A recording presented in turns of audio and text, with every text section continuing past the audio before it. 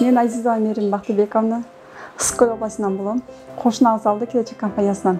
Ошондон көрүп эле, анан YouTube'дан карап, көрүп, ишенип келип калдым. Договорду биз 2 миллионго түзгөнбүз. 25% төлөдүм, 500 000. Анан вступительный взнос 80 000 төлөдүм. Ошону менен договор түздүк. 2 миллионго биз Восток 5тен үй таптык. Үстүнө бир аз кошуп алдык. Биринчиден району жакты, центрда болуп, 3 комната, кенен жер үйдөн алып атабыз.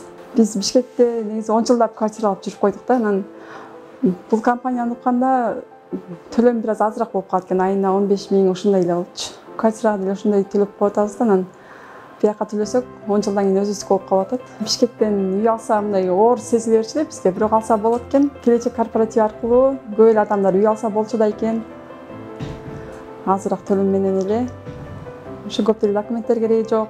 Паспорт менен эле келип, бат эле бүтүп калат экен. Очередке келип өзүм туруп кеткенмин. Анан оформление да мага болду. Баарына келечек корпоративин сунуштап кетет элем.